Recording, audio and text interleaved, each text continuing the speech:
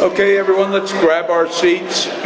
Welcome to the Conscious Contact Speaker Group of Doylestown. My name is Ron. I'm an alcoholic. A couple of quick announcements. Our hoodies will be, new hoodie shipment will be in next week, so if you've been waiting for one of them, that's a good thing.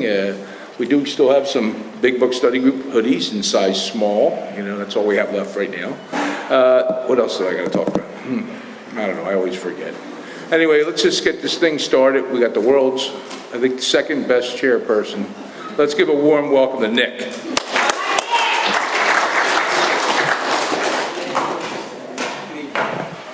Okay.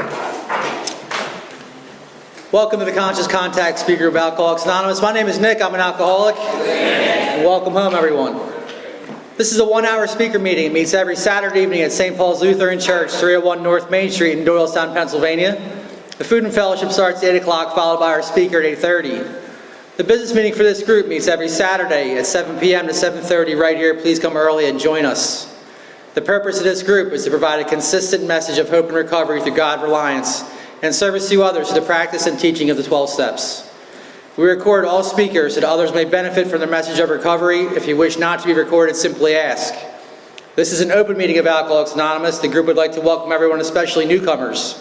Is there anyone new or from out of town who would like to introduce themselves with their first name? Yes, sir. Welcome, thank you. Yes, sir. Eric, alcoholic. Hey, Eric, welcome. Yes. Welcome. Jason, addict, alcohol. Hey, Jason, welcome. Hello. Caroline, alcoholic. Hey, Caroline, welcome. Okay, yes, sir. Welcome. Okay. And welcome to everybody. The Conscious Contact Speaker Group encourages sponsorship. Would anyone with working knowledge of the 12 steps and is willing to sponsor, please raise your hands. Excellent. Thanks for your service. Are there any announcements for the good of AA? Okay. Our sister group is a Big Book Study meeting that meets every Thursday at 7:30, just up the street at the Salem UCC Church, 186 East Court Street, and the coffee is on at 6:15. We have meeting lists and big books on easy terms. Please see me or any home group member after the meeting. If you cannot afford a big book, the Conscious Contact Speaker Group will give you one at no charge. Anyone willing to make donations for the purchase of big books and CDs to help those who can't afford them can put donations in the jar on the table marked Big Book and CD donations. All CDs are available free of charge. Please subscribe to our YouTube channel, the Conscious Contact Speaker Group of Doylestown, Pennsylvania, and our Facebook group. Subscribe and share. You can find our speakers there, join our Facebook page to keep informed, and share upcoming events and meetings. And now with that, I have Brian come up and read the Just for Today Prayer of Recovery.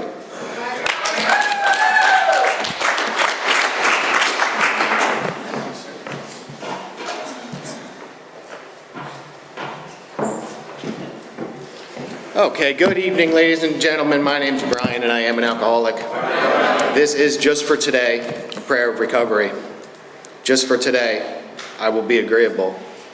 I will look as well as I can, dress becomingly, talk low, act courteously, criticize not one bit, not find fault with anything, and not try to improve or regulate anybody except myself. And with that, Kara's going to come up here. She's going to read our A preamble. Let's give Kara a warm up.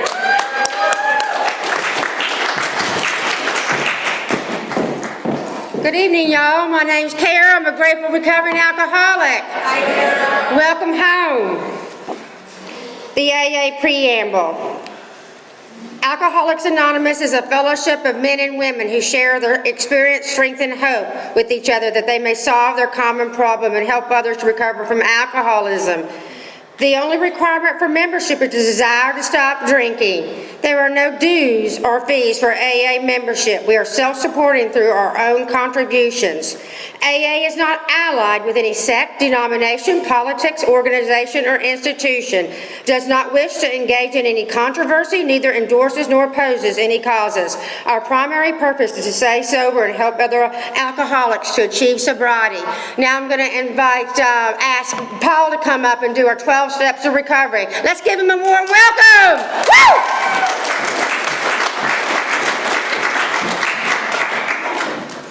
Good evening, everybody. My name is Paul. I'm an alcoholic. Welcome home. These are the AA 12 steps of recovery. 1, we admitted we were powerless over alcohol, that our lives had become unmanageable. 2, came to believe that a power greater than ourselves could restore us to sanity. 3, made a decision to turn our will and our lives over to the care of God as we understood Him. 4, made a searching and fearless moral inventory of ourselves. 5, admitted to God, to ourselves, and to another human being the exact nature of our wrongs. 6, we're entirely ready to have God remove all these defects of character. 7, humbly asked Him to remove our shortcomings. 8, made a list of all persons we had harmed and became willing to make amends to them all. 9, made direct amends to such people wherever possible, except when to do so would injure them or others. 10, continued to take personal inventory, and when we were wrong, promptly admitted it. 11, sought through prayer and meditation to improve our conscious contact with God as we understood Him, praying only for knowledge of His will for us and the power to carry that out. 12, having had a spiritual awakening as a result of these steps, we tried to carry this message to alcoholics and to practice these principles in all our affairs. And if you'd help me reintroduce the world's second best chairman, Nick.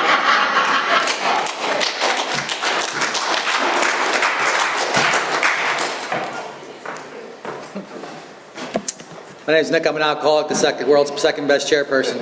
Okay, the 7 tradition states every AA group ought to be fully self-supporting, declining outside contributions. At this time, we'll pass the baskets. We have no dues or fees. We do have expenses, and this group provides many services. Your donations cover food, rent, big book, CDs, events, and workshops. And we do have a Venmo. If you don't have cash, come see me. I have a Venmo QR code. Thank you. There is absolutely no smoking on church property. Please take a moment to silence all cell phones and limit movement during the meeting to avoid distractions. Now, to introduce the speaker, a good friend of the Conscious Contact Group. Tonight we have Adam T. from Ontario, I can't pronounce this word, Canandaigua, New York. It's near Canada. Please welcome Adam.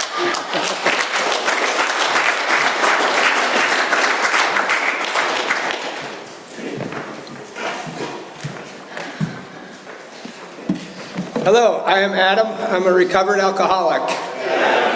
So if anyone came out here to hear a speaker from Canada, you can rise and leave now, because I am not from Canada. I am from Ontario County in New York. So my buddy that spoke here, I don't know when he spoke here, he sent me the flyer, and I saw the flyer, I didn't think anything about it, and he just said I was like, yeah, I don't know, he must think I'm Canadian. So it was funny. But I'm from the Finger Lakes, New York. I have no idea how Ron got my phone number, but he they just like give your phone number out to whoever. Seriously, which is I'm delighted to be here, really. So Ron, he texts me and says, I had a cancellation, do you want to come and speak on Saturday? And I'm like, where? And he's like, well, Doylestown, Pennsylvania. So I pulled up maps, and I wanted to see how far it was. And I was like, no, I cannot come that, like, in 5 days. Yeah, give me just a little bit of notice. And so, you know, I was able to make it happen. I got here, I left Friday and got to see a bit of the town, and what a beautiful town. Tonight we were running a little bit late for dinner, so I dropped my wife off in the courtyard, and I found a parking spot about a half a mile away. So I was already late for dinner, so I ran to dinner and you know, slammed some water, and people were looking at me strange and stuff, which is all right with me. So anyway, I always like to start my talks with something out of the big book of Alcoholics Anonymous. It really sets the stage for what I'm going to talk about. And so the fact is that most alcoholics, for reasons yet obscure, have lost the power of choice in drink. Our so-called willpower becomes practically non-existent. We are unable at certain times to bring into our consciousness with sufficient force the memory of the suffering and humiliation of even a week or a month ago. We are without defense against the first drink. The almost certain consequences that follow taking even a glass of beer do not crowd into the mind to deter us, right? I didn't understand that. I didn't understand anything the big buck said, and I had been coming to AA meetings for 20 years. It just either I wasn't listening because I wasn't ready, or it just wasn't being talked about. So I'm definitely going to I'm going to do my best to kind of intertwine my experience with the big book of Alcoholics Anonymous. Because I believe that the sole purpose of an AA group is the teaching and practice of the 12 steps. Also, it's like 40 minutes past my bedtime. It's bad. I go to bed at like 8 o'clock. I would never attend this meeting. It's like, I don't know, I got older and I'm like, oh my God, my eyes are shutting. So anyway, I'm not gonna talk a whole lot about my childhood or my upbringing or anything like that. I think I would have been an alcoholic regardless of anything that I went through, any of the problems that I had as a child, whatever my parents did or didn't do. I don't think that had anything to do with me becoming an alcoholic. I think I'm an alcoholic because I drank too much alcohol. Essentially, I passed over an imaginary line into alcoholism. I don't know exactly when that happened. I was pretty young. I went to my first rehab when I was like 12 or 13 years old, and I came to my first Alcoholics Anonymous meeting in that rehab, and I definitely did not stay sober, and I just kept coming to Alcoholics Anonymous because I didn't know what the heck was wrong with me. Did I come from a dysfunctional family? I don't know. I don't know what a functional family looks like. I might have came from one. I do know that my sister grew up one door down from me. And she's not an alcoholic, right? So if it had anything to do with the way I was raised or anything like that, she'd be one also. And she's not. She's very successful in her career, and she's got 2 children, and she's happily married, and she went to college. Oh, I was so mad for years and years and years that my parents didn't put me through college, but they put me through like 7 rehabs.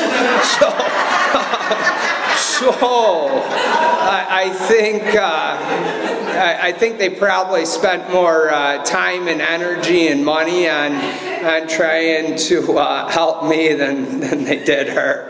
But I tell you, that was on my 4th step. I was mad. I was real mad. Once I got well. I see the truth, right? So anyway, I'm going to talk about I came into Alcoholics Anonymous off and on until I was 25 years old, right? And at 25, I came back in out of another rehab, and I got a sponsor. I got a home group. I took the steps, some of them kind of, right? You know, not really took the steps like I took steps 1 through 8, and I did some of 9, right? And I thought the 9th step was what it says on the wall. Like, if I do something wrong, I apologize, right? And I thought steps 11 were just, I say a little prayer in the morning. Maybe I shut my eyes for 30 seconds, and I had no idea what the evening review was or anything like that, right? And if I did try to take anyone through the steps or do any service or anything like that, it was kind of forced on me by the guy that took me through the steps, right? And I just wasn't I wasn't really into this deal. However, I did get a college education during it, and I did open a very successful business that I no longer have now. While I was sober that time, I thought that I thought, everything's going well in my life. I have multiple years of sobriety, right? I still had the delusion that I could wrest satisfaction and happiness out of this world if I only manage well, right? I didn't understand what it meant to be powerless over alcohol. I had no clue. And I had been coming around. I had read the book. I could see the allergy. And when I talk about allergy, I used to think, well, I don't have the allergy. I'm not breaking out in a rash, or, my throat's not closing. And what I know about it today is I have an abnormal reaction when I put alcohol into my body. That's it. I have an abnormal reaction. It develops the phenomenon of craving, right? I drink more than I intend to drink, and it's not every time. This is where it gets. This is where it would get tricky for me, because I would go out once again to prove myself an exception to the rule, therefore non-alcoholic, right? And I'd be able to have, whatever, 2, 3, whatever it was. And then eventually the phenomenon of craving, and I couldn't predict when it would come, would come back. All right, back to my story. I jump around a lot, you'll notice that. And so I failed to enlarge my spiritual life, and I do think that's really there's a lot of warnings on how I don't improve my spiritual life, but that's really the only warning in the big book that it gives me on why someone would relapse, is failing to enlarge our spiritual life. So anyway, everything was good. Everything was good. I had the vehicles. I had the gym. I was very, very profitable with this business. I had a fiance, ex now. She was about to graduate with a physics degree. She's super smart, right? And we were everything on the outside looked great, and I thought everything was great. I didn't feel. I didn't see any problem with the way I was living, and it's because I didn't understand what being an alcoholic meant. So I got these backstage passes for a country singer. And if you would have asked me as we were driving, we have this huge venue. It's the New York State Fairgrounds, right? If you would have asked me while we were driving to the fairgrounds, if you would have said, "Hey, Adam, do you think you're going to drink today?" I would have said, "Absolutely not. Look how awesome my life is. Look how big my bank account is. Look at this nice ride that we're riding around in. Look at my fiance. She's about to graduate and make a bunch of money too, right?" I would absolutely not. I didn't. If you would have asked me as we were walking over the bridge to get into the state fair, if you said, "Adam, you think you're going to drink in a half an hour?" I would have said, "No way. I'm not gonna drink. I'm here with my fiance. It's her birthday. We're going to have a good time," right? If you'd asked me as I was walking up the whatever that deal's called, on the rocks to get to the grandstand, "Hey, Adam, do you think you're going to drink?" I would have said, "No, I'm not going to drink today," right? I have no reason to drink. I don't want to drink. I don't.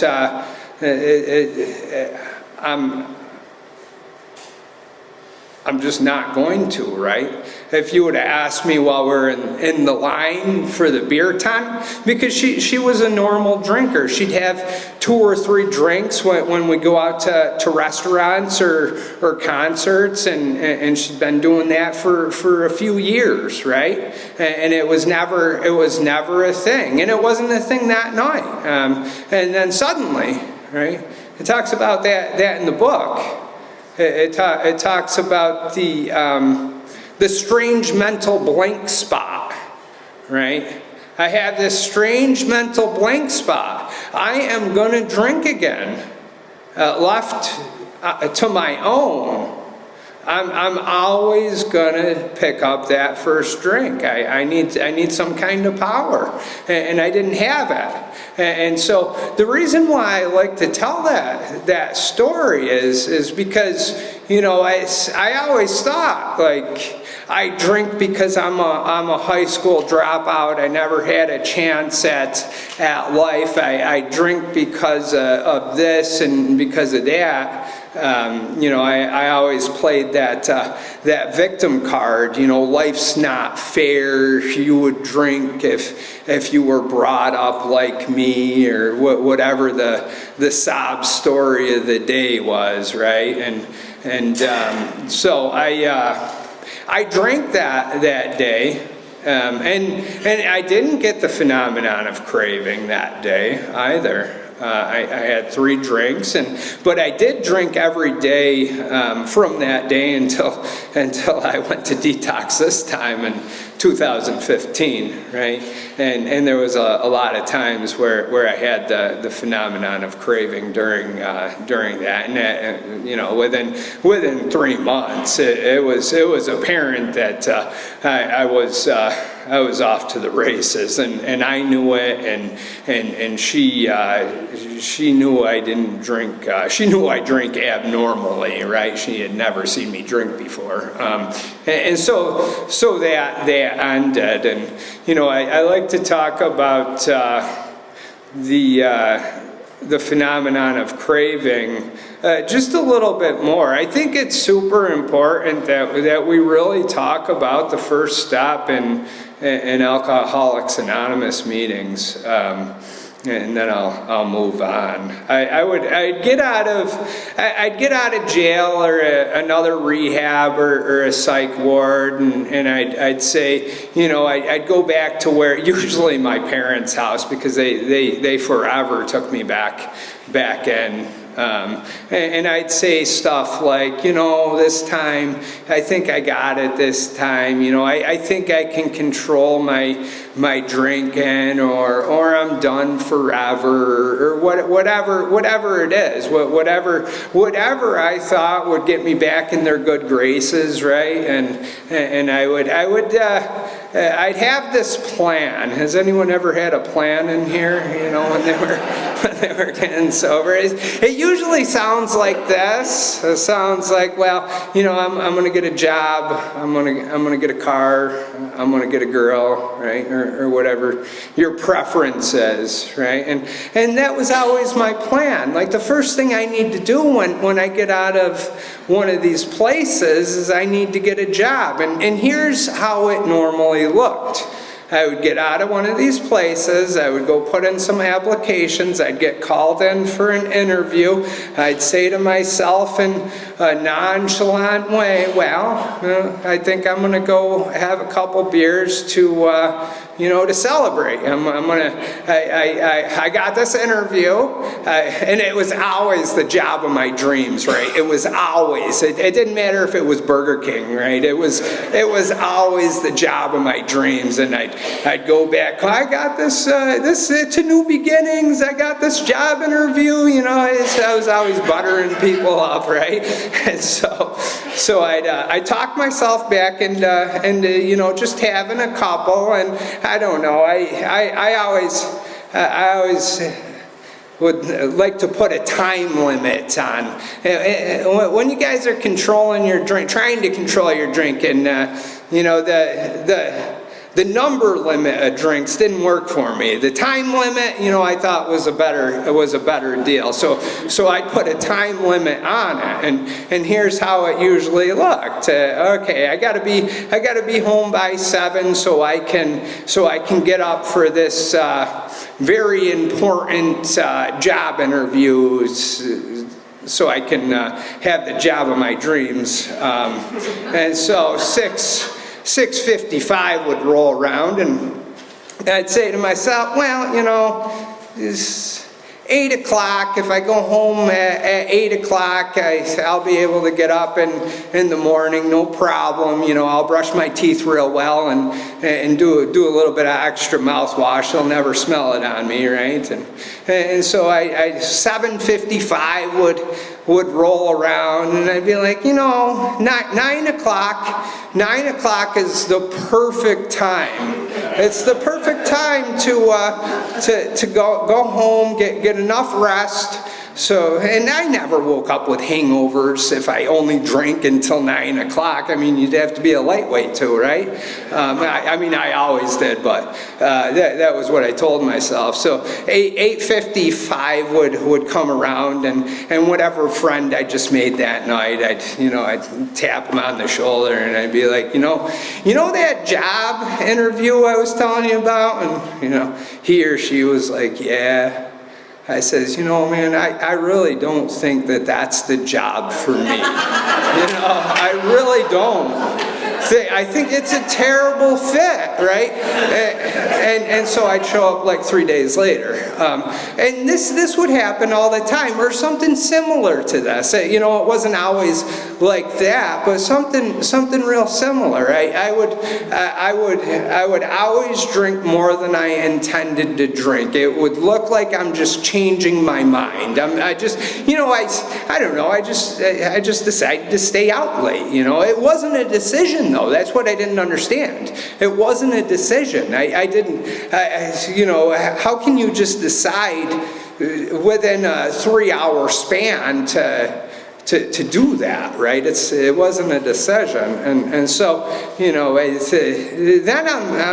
I didn't know that I was dealing with this malady of the mind, the peculiar mental twist, and the strange mental blank spot, and the insanity of the first drink, and the obsession that I'm going to be able to beat the game for good, and the great obsession that I'm going to be able to control and enjoy my drinking. I put all that under the malady of the mind that I suffer from, that makes me drink when I don't want to drink, right? And that also looks like I just changed my mind. You know, I woke up this morning and I didn't want to drink, but by noon I did. You know, I just changed my mind. And that's just plain insanity. Right? If I look back on all the trouble and jobs lost and relationships lost, and if I look back at all the people that I harmed, that I loved, and if I look back at all that stuff, I didn't choose to drink. I work with a lot of guys, and that's one of the biggest things that they don't understand. They'll call me up and say, you know, I drink, and I says, all right, tell me about it, right? And they, you know, usually they start with something like, well, you know, I just decided to drink. I'm like, oh, really? It was just easy as that. It's a decision. Well, yeah. I said, so decide not to. And they kind of look at me. I'm like, yeah, if you decided to, you can decide not to, right? Well, and that's the thing. I'm powerless over alcohol. It's not a decision. I don't wake up in the morning and decide to drink or not to drink. And what's so amazing about the 12 steps of Alcoholics Anonymous is if I take those steps, the problem gets removed from me. It's just like ripped out of me. I don't, and it's a miracle, and that's the way it has to be, because you know, I'm going to have that strange mental blank spot. I don't have the ability to just decide not to drink, right? I just don't. I'm powerless over alcohol. I'm a hopeless alcoholic, and I'll always decide to drink, regardless if I know it's going to end badly. So anyway, my life had become unmanageable. Well, yeah, my life had become unmanageable. Like I keep on drinking, right? And that's really all the first step is my life had become unmanageable because I was managing it, right? I needed a new manager. And that's what I have today. I have a new manager, and guess what? I always laugh when I hear people say, my life's unmanageable with or without alcohol. And that's true until you have a spiritual awakening as a result of the steps. That my life is no longer unmanageable because I don't manage it, right? I have practices that I take very seriously. But I'll get into those later. I'm jumping way ahead. So I got this sponsor, this guy. I asked him, and I just gotten out of another rehab, and I went to an AA meeting. It was at a hospital, and he was on stage, and he was flinging his arms, and he was all hyped up on this sauce, man. Let me tell you, it was great, right? Man, he was a little short kid, and I'm like, well, we'll try him, right? So I asked him, right? As like, I don't know, 3 hours out of another rehab, and he seemed pumped up, and I asked him, and he said, yeah, I will. He said, call me tomorrow. So I called him tomorrow. I called him the next day, and I said, hi, Matt. He said, hey, Adam. And I'm like, what the? what the heck is going on here? I just heard him, right? And so I was in supportive living, and so was he. And the reason why I say that is because he's still sober and I'm still sober, right? I didn't need to go out and find an AA guru or anything like that. I needed to find another recovered alcoholic to take me through the 12 steps of Alcoholics Anonymous. And that's exactly what he was. He had taken the steps. He was current-ish on amends, I think. I don't know. As current as you could be at 3 months sober. That's all he had was 3 months. I had like a month and a half. And the thing is he took me through the 12 steps of Alcoholics Anonymous. I always laugh, and this is just my experience, and I'm not laughing at you, I'm laughing with you. But I always laugh when I hear in AA meetings, like, oh, just find someone you want what they have, and I'm like, huh?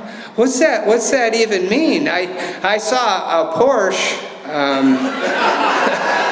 not here. But if that was a requirement to be a good sponsor, having the Porsche and being a CEO of a big company and all that stuff, it makes absolutely no difference, right? And I just. It didn't make a difference for me. He explained to me what it meant to be an alcoholic. And he explained it in a way that I could understand, right? Using his own experience and what it looked like for him to be an alcoholic. He explained that he drank more than he intended to, but he couldn't predict which time he would do that. He explained that he drank when he didn't want to, but he didn't know when that was going to happen, right? And so I took the first step with him. The same day or a few days later, him and I took steps 2 and 3, and I was pretty prejudiced about this God, this power, higher power thing. I knew it had worked for people in Alcoholics Anonymous because I had been around the rooms for 20 years, and the way he had me backed in the corner with the first step. I knew I was a hopeless alcoholic, and he asked me, well, is alcohol more powerful than you? And I says, yeah, alcohol is more powerful than you. He says, you just admitted it. There's something more powerful than you. And I said, oh, okay. He says, well, do you think there's just a chance that there's something just a little bit more powerful than vodka? And he says, because if not, you're screwed. And I says, yeah, there's got to be something just a little bit more powerful than vodka out there. And he says, all right, are you at least willing to believe that there's something a little bit more powerful than vodka? And I said, yeah, I definitely am. And he said, great, the first requirement for step 3. You're right. You're ready for that. Any life run on self-will could hardly be a success. Take a look at your life, dude. And I did, and I was like, yeah, that's any life run on self-will could hardly be a success. And he didn't just go right into the third step prayer. It was really important that he explained to me what this third step looks like and why I actually need to take it, right? He explained it in a way that I got to see that selfishness and self-centeredness is the root of my troubles. He actually had me go outside and pick a blade of grass and imagine the roots on that blade of grass compared to the roots on this massive willow tree in the yard. And he says, yeah, the roots of the willow tree is more like the roots of the alcoholic's selfishness. And that clicked with me. It clicked with me when he started, when he talked about him thinking that if everything just was right in the world, if he just got the job, if he just got the girlfriend, if the job would do what he thinks they should do. And I suffered with that for so many years. It was always like, okay, you know, if I could get all my ducks in a row, I'm not going to have the need to drink. You guys are from the South. You've seen ducks, right? Have you ever tried to grab like 4 ducks and put them in a row and have them stay there? And that's kind of what my life looks like, right? I'm grabbing these damn ducks, right? And I'm trying to get as many of these ducks in a row as I possibly can. And I'm telling them, like, sit, stay, right? Stay. Do as I tell you to do, because not only will I be happy, but you'll be happy too. And that's the delusion that I run with. And these stupid ducks, they just run all over the place, right? If they would just do as I say, all would be well. All would be well in their life, and all would be well in my life, and I wouldn't have the need to drink, right? And you know, I see how delusional that is, right? Because even if by chance I do get 5 ducks to sit and stay, there's always that 6th one, and that 6th one, you know, he's untrained. So, meaning that I always need something more. I can. It's never enough. The things that are happening in my life are never good enough, and this is where I need the new manager. My life is none of my business. It really isn't, right? And so right there, he asked me if I wanted to take the 3rd step prayer with him, or say one of my choosing. Alone, and I says, all right, we can say it now. I knew what it was, and so we got down on our knees and we recited the 3rd step prayer, and then how am I doing on time? I can't see that far. You got 20 minutes. Jeez. All right. That's why I try to talk so fast, you know, so I can jam some steps in. In my area, the speaker only talks for 22 minutes, and so I've gotten a lot of practice at speed talking. And then I spoke in Buffalo for like 55 minutes, and the meeting was almost up, and I had only gotten to like the 8th stop, and so I'm going to skip ahead a bit. You know, I took because I really do want to talk about steps 10, 11, and 12. I really do.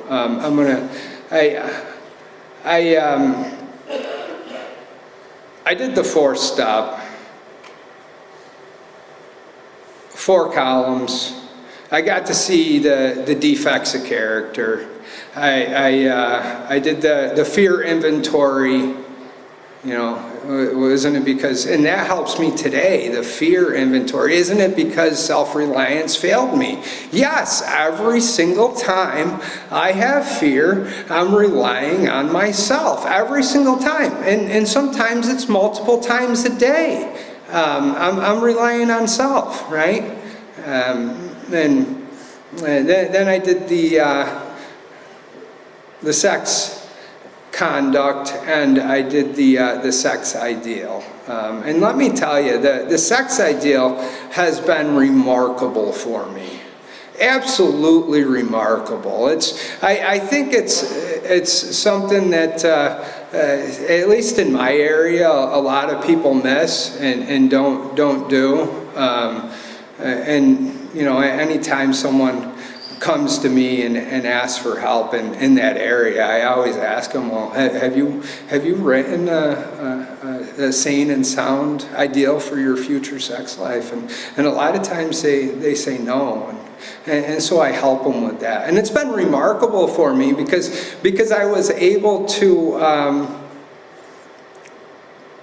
write down how I wanted to act and be in my future relationships. What kind of person do I want to be in these relationships? You know, and I met my wife when I was like a year and a half sober. I think she was like 4 years sober or something.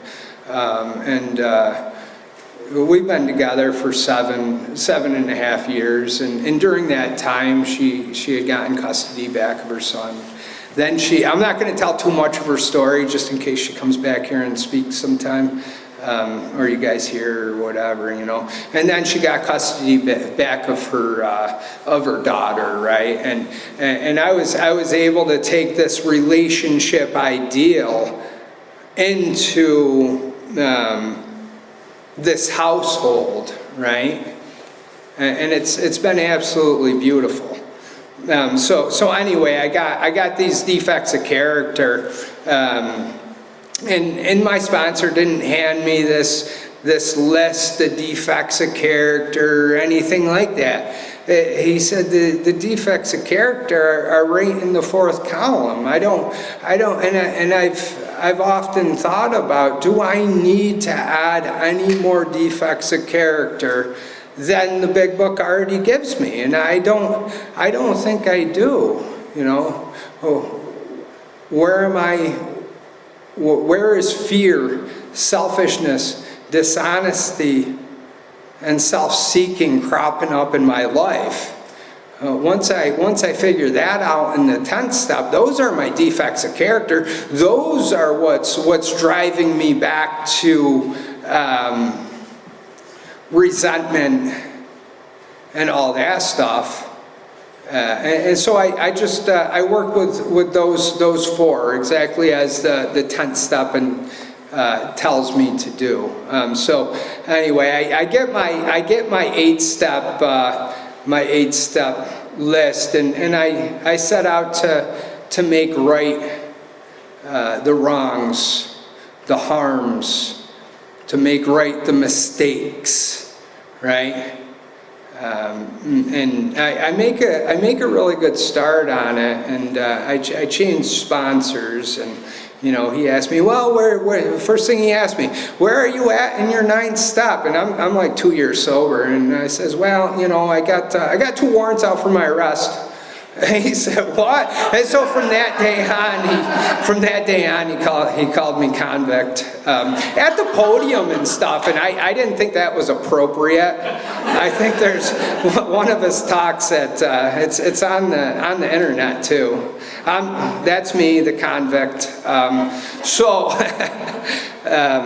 And the reason why I share this is because, you know, someone out in the audience might have some warrants out for their arrest. He didn't call the cops on me, so that's cool. So we made a game plan, and I didn't go in and turn myself in. You know, what I did was I hired a really good lawyer, and then I went in and turned myself in, and so from like 2.5 years to 6.5 years, I was blowing in this stupid thing. So I'd get to newcomers where they were staying to pick them up, and my damn thing would start beeping, and I'd have to, and they'd look at me like, dude, I thought you were sober. I'm like, I am, you know. And I had that thing in my truck for, I don't know, like damn near 3 years, right? It was funny, really, it was. And so, I'm current on my amends. I am working on a few financial amends still. I've probably paid back around $20,000 in harms. I'm current on my amends. And Alcoholics Anonymous as well. I stay current with that stuff with the 10th and 11th step, right? And it was probably about 3 years ago, maybe 2 years ago. I just didn't really feel right. I knew something was a bit off, and I started to talk to different people, and I started to listen to podcasts and speaker talks, and I heard this one guy out of California really hammer on steps 10 and 11, and I was practicing it, but I wasn't adhering to it word for word as it's outlined in the big book of Alcoholics Anonymous. I was more or less taking the step off the wall, right? I wasn't watching for selfishness, dishonesty, resentment, and fear, right? I wasn't doing any. I was going through my day, right? By this time, I wasn't making terrible decisions, right? But I wasn't watching for this stuff. And if I stepped on someone's toes or something like that, I'd make amends quickly, right? But I was missing all this, all these opportunities to have God show up for me in my life, right? I was missing all those opportunities to call another person or another alcoholic for a 10-step inventory. And lately, I have a couple guys I call, but I also use my very new sponsees. And I do that because it says, watch for selfishness, dishonesty, resentment, and fear. When these crop up, ask God at once to remove them, discuss it with another person immediately, make amends if necessary, and turn my thoughts to someone I can help. And that's the most important part of that step, is I'm turning my thoughts to someone I can help. So I'm like, okay, I'm in a lot of fear right now. I'm going to call up one of my new guys. And as I'm explaining what I'm doing, and I'm explaining how this 10th step works, I'm helping them to be able to do that when they need to. And I really start all my new guys on 10 and 11 out of the gate, because it talks about in step 10 that we start this when we start cleaning house, and my opinion is when I start cleaning house is when I start putting pen to paper, right? And so I really hammer on them early on with this stuff, right? And my prayer life 2 or 3 years ago, I forget how long it was kind of like, hey God, give me a hand here throughout the day. My meditation was like, okay, this sucks. And my nightly review was, well, there wasn't a nightly review, right? And so I wasn't catching the stuff that I missed throughout the day, right? And so it talks about in the 10th step that I gain neutrality from alcohol. I'm placed in a position of neutrality, safe and protected. And I want that, right? In the 11th step, it talks about conscious contact developing the vital sixth sense, and I want that as well, right? And so today I have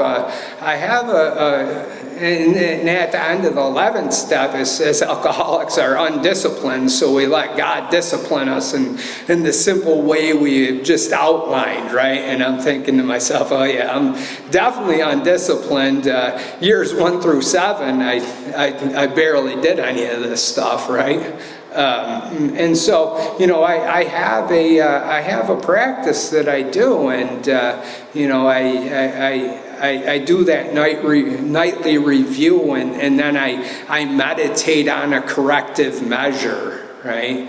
And so I'm asking God, hey God,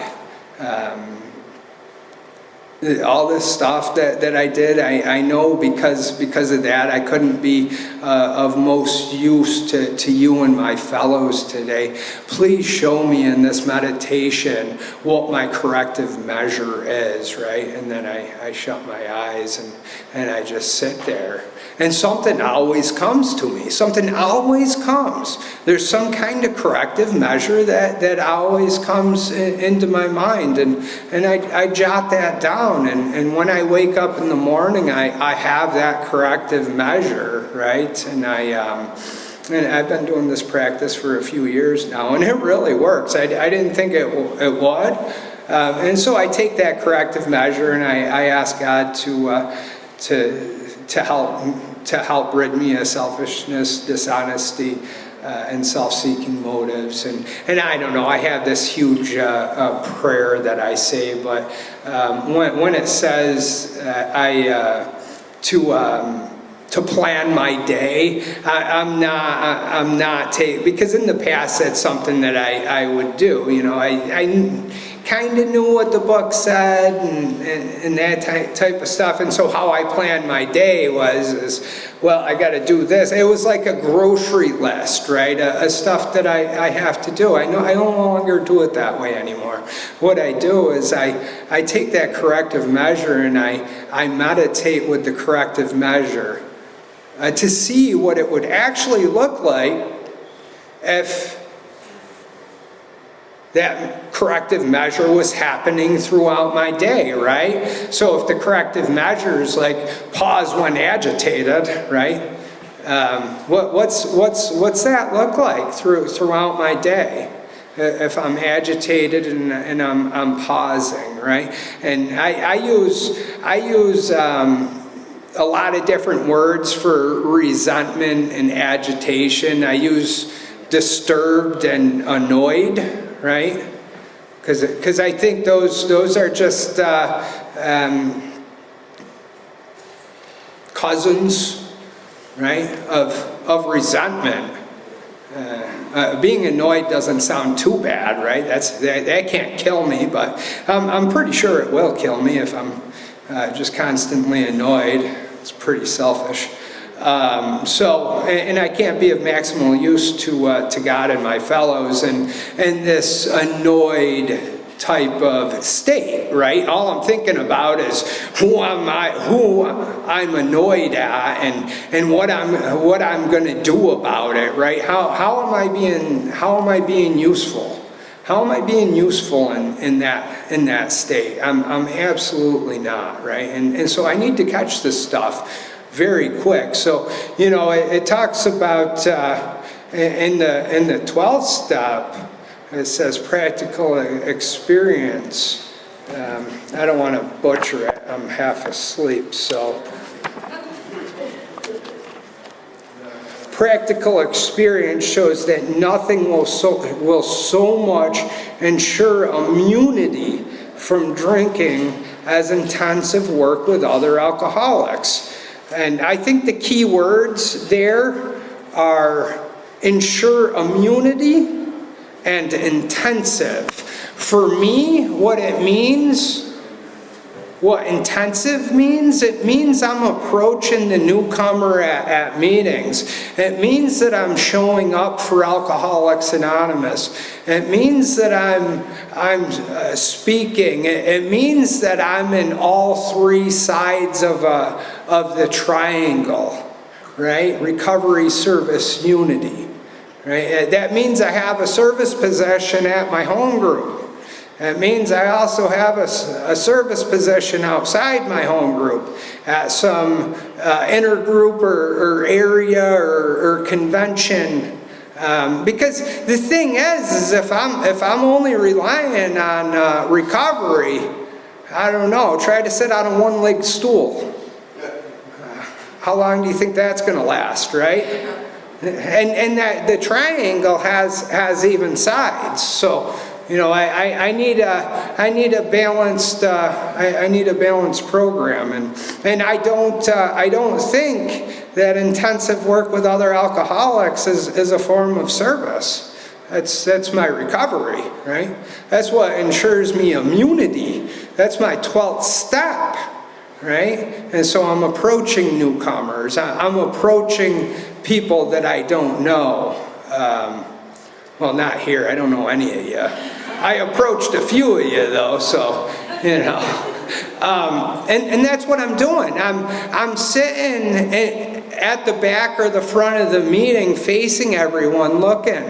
I'm looking for the guy that's got his eyes on the ground, that feels like he's in a hopeless state. Right? If anyone looks, they can see that person in the meeting, and those are the people that I need to be with, and I need to be around. I always laugh when I hear "stick with the winners." I'm like, you stick with the winners. I'm going to stick with the losers. Right? Not that anyone's a loser in Alcoholics Anonymous, but you know what I mean with that analogy, right? I want the fallen down drunk that can't stay sober. I want the guy that has been in and out of Alcoholics Anonymous for 30 years, right? Those are the guys that I see in my area, right? And those are the guys that I approach. I want the scared guy that's come into their first AA meeting and has no clue what's going on. I want to be in rehabs and detox and carrying this message. All right, I'm done.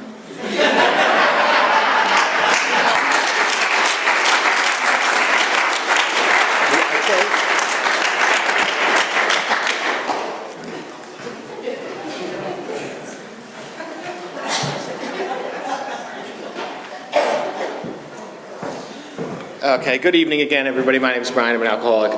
First and foremost, I want to thank Adam for coming out here, delivering an incredible message and hope and recovery to our group here.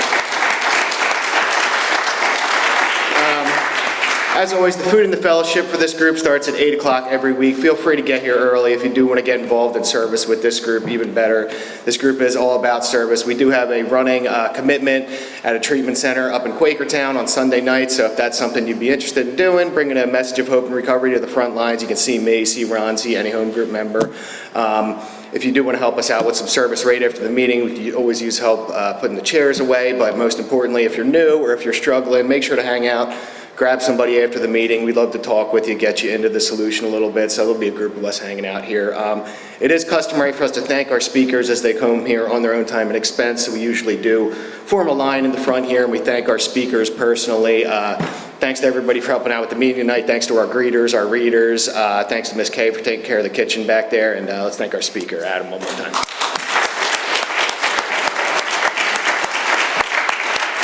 If you do care to join us, we have a beautiful way of closing. We're going to circle up and close with our Lord's Prayer.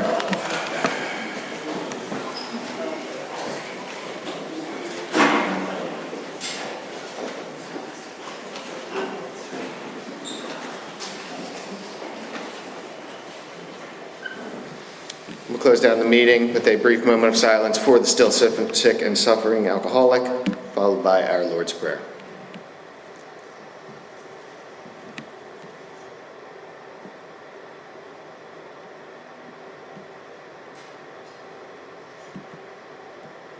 Our Father,